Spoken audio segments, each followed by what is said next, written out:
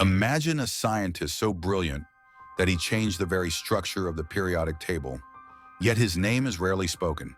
A young mind who proved that every element carries its own identity, not in color, not in weight, but deep within the nucleus itself. He gave order to chaos, clarity to chemistry, truth to physics. But just when the world needed him most, he walked away from his laboratory and stepped onto a battlefield. And at only 27 years old, his story ended, a genius, lost to war. In 1887, in a quiet coastal town in England, a child was born into a family of scientists and thinkers. His father, a respected biologist at Oxford. His mother, a chess champion, sharp and strategic. From the beginning, his mind worked differently.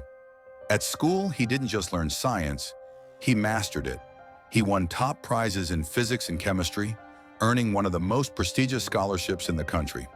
He walked through the halls of Eton and later Oxford University, not just as a student, but as a rising star. And then his path crossed with Ernest Rutherford, a giant in atomic science. Under his guidance, this young researcher began work that would soon shake the foundation of the periodic table itself. Before him, the periodic table was guesswork. Atomic numbers were just labels, loose, uncertain. But he discovered something revolutionary. Every element has a unique nuclear charge, a signature, a truth written at the core of the atom. He measured this through X-ray spectra, revealing a perfect mathematical relationship between an element's X-ray energy and its atomic number. This would become a law that changed atomic science forever. He didn't just support Bohr's atomic model, he proved it. He corrected misplaced elements, confirmed the real identity of cobalt and nickel, predicted elements that had not yet been discovered, and solved mysteries that had troubled chemists for decades. He didn't have to imagine the invisible, he measured it. But destiny had other plans.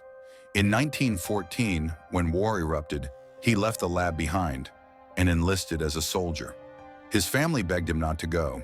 Scientists across Europe warned, "Your mind is too valuable." But he believed duty came before greatness. Gallipoli, 1915. He served not as a fighter, but as a communications engineer, linking signals, orders, lives. And there, a single bullet ended a future the world will never know. He was only 27. Niels Bohr said the world changed because of him. Millikan called his research one of the most brilliant in history. Isaac Asimov wrote that his death was perhaps the greatest loss to science caused by the war. He was destined for the Nobel Prize. He had already changed the periodic table forever. Yet his name almost vanished from history.